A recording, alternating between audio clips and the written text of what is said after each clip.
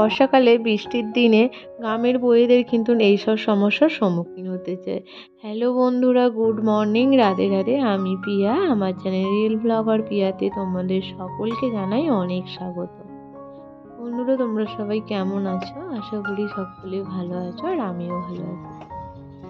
তো বন্ধুরা, আজকে ওই ভোর থেকে প্রচণ্ড পরিমাণে বৃষ্টি, এত পরিমাণে যে বৃষ্টি বলবার মতন নয়। ওই তখন 3টে কি 3:30 বাজে, ঘুমোচ্ছিলাম, অতটা বুঝতে পারিনি। একবার ফোনটা দেখেছিলাম, তাও ঘুমন্ত অবস্থায়।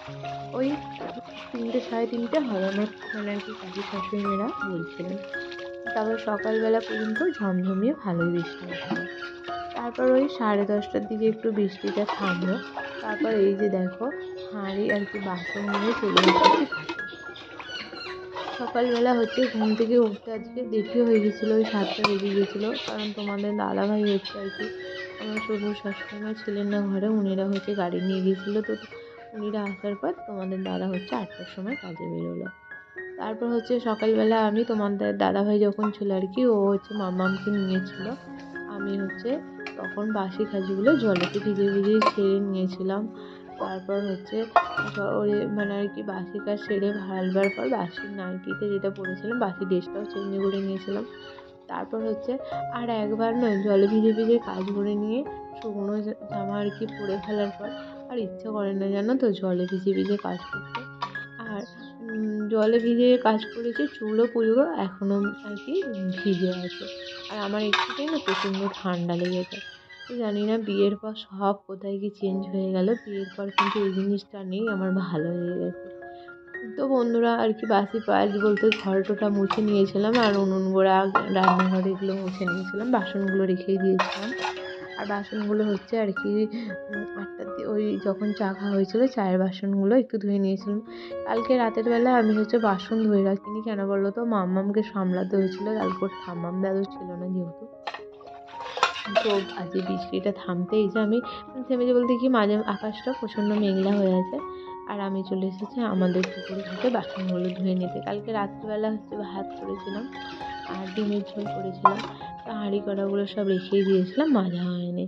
আর আজকে পুকুরে এসে দেখি কতটা জল জমে গেছে, দেখতে পাচ্ছি আর পুকুরের জলের কালারটা খুব ফ্রেশ হয়ে গেছে। তাছাড়া বর্ষাকাল পড়ার সঙ্গে সঙ্গে যে কোনো পুকুরে না কলের জল ফ্রেশ হয়ে যায়।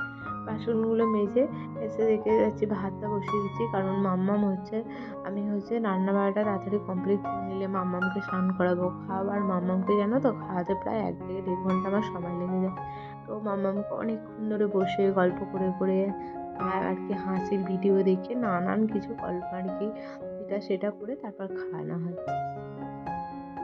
তারপর এই দেখো, এই যে বর্ষাকালে কি হয় বলো তো, আমাদের মতন কি যারা গ্রামের বউ আছে তারা বিশেষ করে এইটা বেশিই জানবে। বর্ষাকালে কিন্তু সব থেকে বেশি আর কি কষ্ট উনুন ধরানো। উনুন ধরানো না সত্যি খুব মানে বিশাল বড় একটা চ্যালেঞ্জিং বলতে পারো।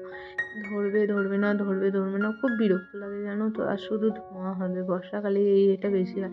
কিন্তু তুমি দেখবে শীতকাল আবার গরমকাল কিন্তু কাঠ উঠে উনুন মানে সমস্ত কিছু শুকনো খড়খড়ে থাকে, তো উনুনও খুব ভালো ধরে যায়। কিন্তু বর্ষাকালে না সব স্যাঁতস্যাঁত করে ভিজে হয়ে থাকে, তো উনুন ধরতে প্রচণ্ড কষ্টকর। উনুন ধরে যাওয়ার জন্য একবারে ধরে গেলে যে কি ভালো লাগে, কিন্তু বর্ষাকালে না একবারে ধরতেই চায় না।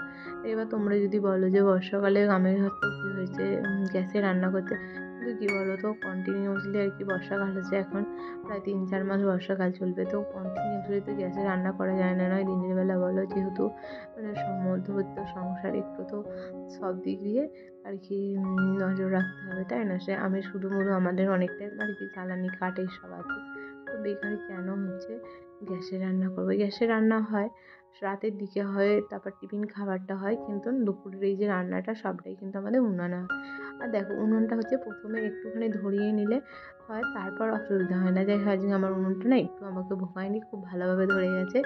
তো আমি ভগবানের প্রার্থনা করছিলাম যে ঠাকুর আমার উনুনটা তাড়াতাড়ি আর কি ধরিয়ে দাও। আর সত্যি দেখবে উনুন ধরে গেলে না রান্না করতেও ভালো লাগে। আর আমার কিন্তু গ্যাসের থেকে উনুনে রান্না করতেই বেশি ভালো লাগে, কেন বন্ধুরা আমি জানি না। কারণ আমাদের গ্যাসের না যে স্ল্যাবটা বড্ড উঁচু, আর দাঁড়িয়ে দাঁড়িয়ে রান্না করতে আমার প্রচণ্ড কোমরে পায়ে লাগে।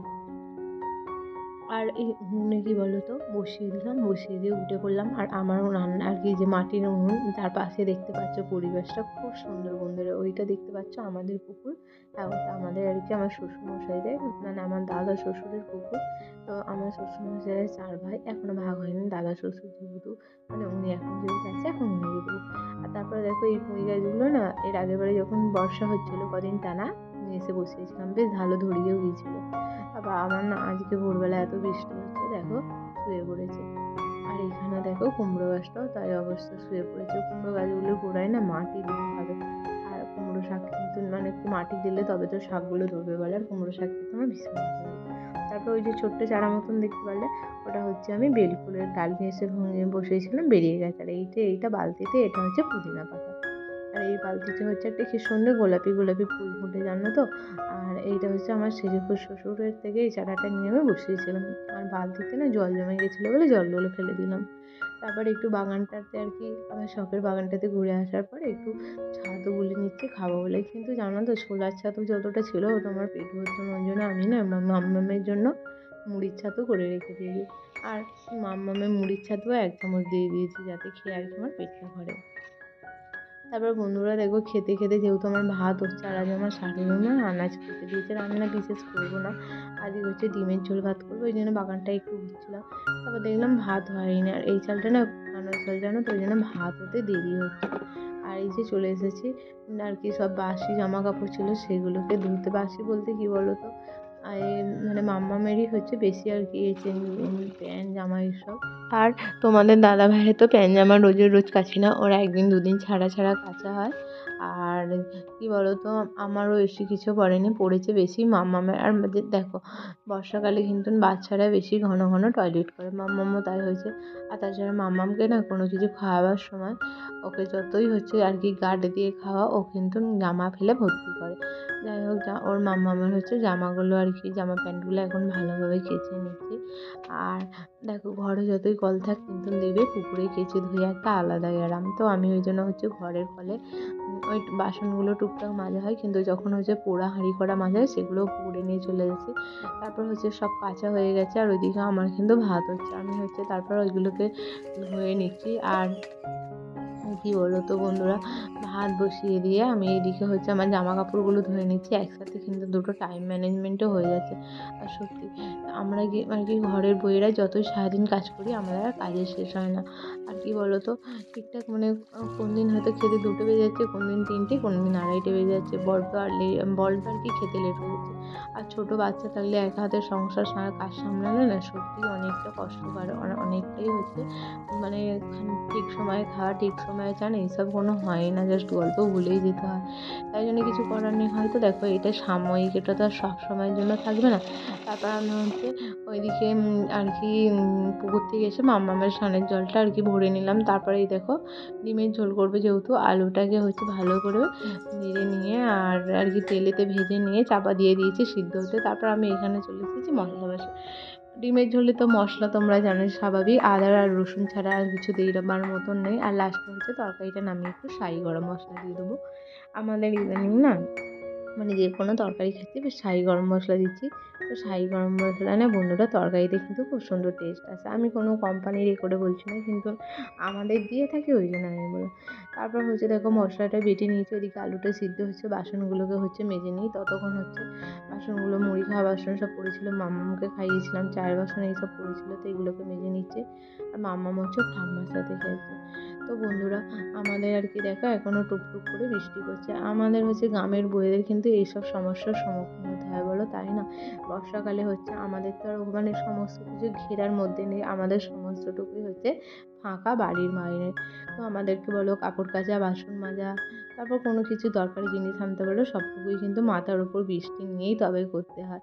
আর বর্ষাকালে কিছু হোক না, আমরা যদি শহরের ঝাঁ চকচকে শহরের যদি মানে ফ্ল্যাট বাড়ির বউ হতাম, তাহলে হয়তো আমাদেরকে এই জল টল মাখতে হতো না, আমাদের মাথায় জল পড়তো না, আমরা হচ্ছে ঘরের মধ্যে সব কিছু করতাম। কিন্তু কিছু করার নেই, গ্রাম কিন্তু সব মিলেমিশে কিন্তু খুবই ভালো লাগে, খারাপ লাগে বলবো না। শহরের হচ্ছে ব্যস্ত কোলাহল, সবসময় গাড়ির আওয়াজ, আমার আমার মনে হয় গ্রামটাই আমার একটু বেশি ভালো লাগে। যাই হোক বন্ধুরা, তারপর হচ্ছে বাসনগুলো ধুয়ে নিলাম। হয়তো এই কয়েকটা সমস্যার সম্মুখীন হতে হয় ঠিকই। আর আমাদের দেবে গ্রামের দিকে হচ্ছে সবসময় ছাদে বাইরে জামা কাপড় মিলে অভ্যাস হয়ে গেছে, তো ঘরের মধ্যে মিললে না খুব বিরক্ত লাগে। তখন এই সব সমস্যারই আর কি সমাধান হয়, যেমন উনুন হচ্ছে ধরানো, বাসন মাজা কিংবা ভিজে ভিজে সংসারের কাজ হলো, জামা কাপড় শুকোনো। কিন্তু শহরের মানুষদের কী বলো তো, তাদের হচ্ছে ঘরের মধ্যে জামা কাপড় শুকিয়ে অভ্যাস হয়ে গেছে। হয়তো বারান্দায়, খুব একটা ছাদে আমাদের মতন বাইরে এরকম আমি দেখেছি, তো খুব একটা করতে পারে না। তো যাই হোক, দেখো সব জায়গারই ভালো খারাপ সব দিকই আছে। আমি কাউকেই খারাপ বলবো না, কাউকেই ভালো বলবো না। যার যেটা ভালো লাগে এটাই হচ্ছে কথা। কিন্তু সমস্যার সম্মুখীন আমরা আছি এই বর্ষাকালে হয় ঠিকই, কিন্তু দেখো সবসময় তো আর বৃষ্টি জলদিন হয় না। যাই হোক বন্ধুরা, তোমাদের সঙ্গে বকতে বকতে আমার এইদিকে হচ্ছে আলু সিদ্ধ হয়ে গেছে, কড়াই তেল দিয়ে দিয়েছি, দিয়ে হচ্ছে এখন ডিমগুলোকে ছাড়িয়ে নেবো। আর ডিমগুলো না এখন প্রচণ্ড গরম, কিন্তু কিছু করার নেই, আমার এখন তাড়া আছে, তাই এখন ঠান্ডা আর কি জলে ঠান্ডা করতে দেওয়ার সময় নেই। তাই হচ্ছে এমনি জলেতে হচ্ছে একটু আর কি ডিমগুলো যে একটু জলেতে রেখে দিচ্ছি, দিয়ে একটু ঠান্ডা হচ্ছে, দিয়ে এবার আস্তে আস্তে ছাড়িয়ে নিচ্ছি। আর তোমরা দেখো ডিমগুলো থেকে না এখনও ধোঁয়া বেরোচ্ছে, কিন্তু ধোঁয়া বেরোলেও আমার এদিকে উনুন নেভালে হবে না। একবার উনুন যদি নিভিয়ে যায় আবার জ্বালাতে খুবই কষ্ট হবে, ওই জন্য আর উনুনটা নেভালাম না। গরম ডিমটাকে হচ্ছে ভেঙে নিচ্ছে, আর গরম ডিমটা হচ্ছে ভেঙে ভেজে নেবো, ভাজবো আমার শাশুড়ি মা আর আমার শ্বশুরে। তোমাদের দাদাভাই হচ্ছে ও সিদ্ধ ডিম খায়, ও হচ্ছে ভাজা ডিম খায় না।